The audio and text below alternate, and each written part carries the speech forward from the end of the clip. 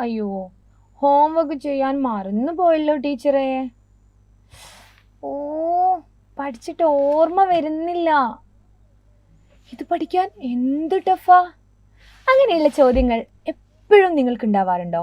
അല്ലെങ്കിൽ അങ്ങനെയുള്ള ചിന്തകൾ എപ്പോഴും എൻ്റെ മക്കൾക്ക് ഉണ്ടാവാറുണ്ടോ? ഉണ്ടോ? അതെന്തുകൊണ്ടായിരിക്കും?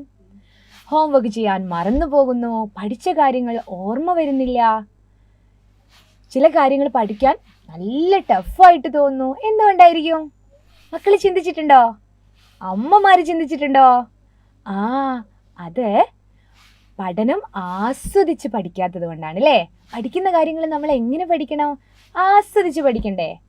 ഇനി ടീച്ചർ ഒരു കാര്യം ചോദിച്ചോട്ടെ, മക്കൾക്ക് പഠിക്കാനായിട്ടൊരു സ്ഥലമുണ്ടോ വീട്ടില്? നമ്മുടെ വീട്ടിൽ ഒത്തിരി സ്ഥലം ഉണ്ടാവും അല്ലേ? നമുക്ക് അവിടെ ഒരു ടേബിളും ഒരു ചെയറൊക്കെ ഉണ്ടാവും. ഇനിയിപ്പോൾ ടേബിളും ചെയറും ഇല്ലാന്ന് കരുതി ആരും വിഷമിക്കേണ്ട കേട്ടോ. നമ്മുടെ വീട്ടിൽ എവിടെയെങ്കിലും ഒരു വൃത്തിയുള്ള സ്ഥലം ഉണ്ടാവില്ലേ? നമുക്ക് എന്നും പഠിക്കാൻ പറ്റുന്ന, അല്ലെങ്കിൽ ടീച്ചർ തരുന്ന ഹോംവർക്ക് ഒക്കെ ഇരുന്ന് ചെയ്യാൻ പറ്റുന്ന ഒരു വൃത്തിയുള്ള സ്ഥലം. വൃത്തിയില്ലാത്ത സ്ഥലമാണെങ്കിൽ മക്കളത് വൃത്തിയാക്കി വെക്കണം കേട്ടോ. നല്ല വൃത്തിയിൽ ഭംഗിയിലുള്ള ഒരു സ്ഥലത്ത് ഇരുന്നു കൊണ്ടാണ് നമ്മൾ എന്ത് ചെയ്യേണ്ടത്? പഠിക്കേണ്ടത്. അതാണ് നമ്മൾ ആദ്യം ചെയ്യേണ്ട കാര്യം. അപ്പോൾ അവിടെ പുസ്തകങ്ങളൊക്കെ ഇങ്ങനെ അലങ്കോലാക്കി ഇടാൻ പാടുണ്ടോ? പാടില്ല അല്ലേ?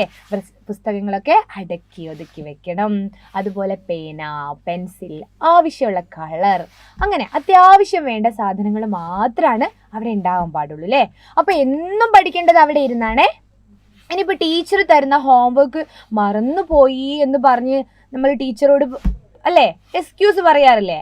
അതിനെന്താ ഒരു പരിഹാരം? നമ്മൾ ടെക്സ്റ്റ് ബുക്കൊക്കെ സ്കൂളിൽ കൊണ്ടുപോകില്ലേ? നോട്ട്ബുക്ക് ഉണ്ടാവില്ലേ? അപ്പോൾ ടെക്സ്റ്റിൽ ടീച്ചർ നാളേക്ക് ഇത് ചെയ്തു വരണം എന്ന് പറയുമ്പോൾ നമ്മൾ എന്ത് ചെയ്യണം? അവിടെ ഒരു സ്റ്റാർ ഇട്ട് വെക്കണം. പെൻസിൽ കൊണ്ട് നിങ്ങൾ ഒരു സ്റ്റാർ ഇട്ട് വെക്കാം. അല്ലെങ്കിൽ HW ഹോംവർക്ക് എന്ന് എഴുതി വെക്കുക. എന്നിട്ടോ പിറ്റേന്ന് ഹോംവർക്ക് വീട്ടിൽ പോയിട്ട്, അല്ലെങ്കിൽ അന്ന് വീട്ടിൽ പോയിട്ട് ചെയ്ത് കഴിഞ്ഞതിന് ശേഷം അത് നമുക്ക് മായ്ച്ചു കളയാലോ അല്ലേ? എന്നിട്ട് ചെയ്തെന്ന് ഉറപ്പ് വരുത്തണം.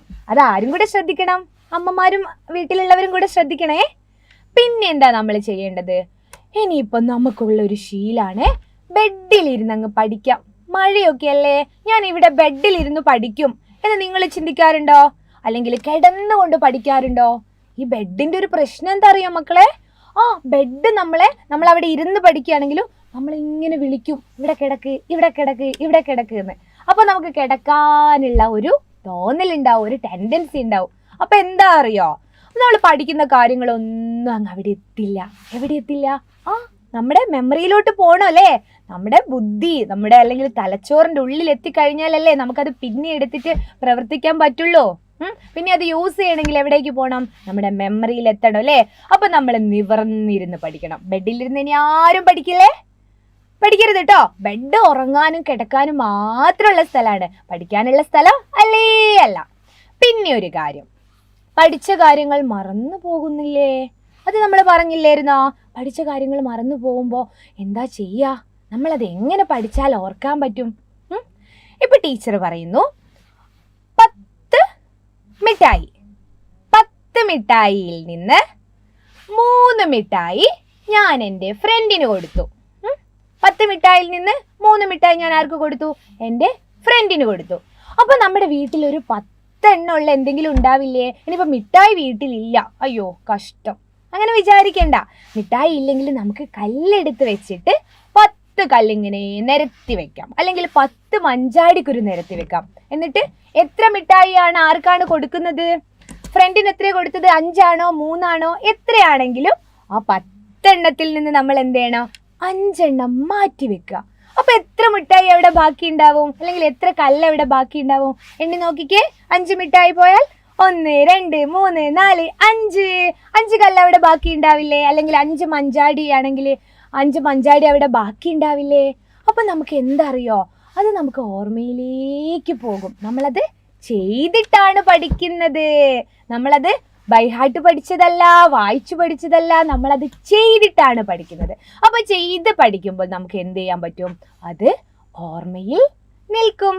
ഇനിയിപ്പോൾ നല്ല ടഫാണ് എന്ന് പറയാറില്ലേ?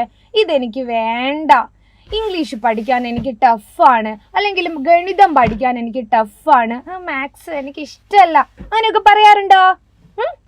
അങ്ങനെ പറയുമ്പോൾ നമുക്ക് എന്താ അറിയോ, നമ്മുടെ ഉള്ളിൽ അതിനോടുള്ള ഒരു ദേഷ്യം ഇങ്ങനെ കൂടി വരും.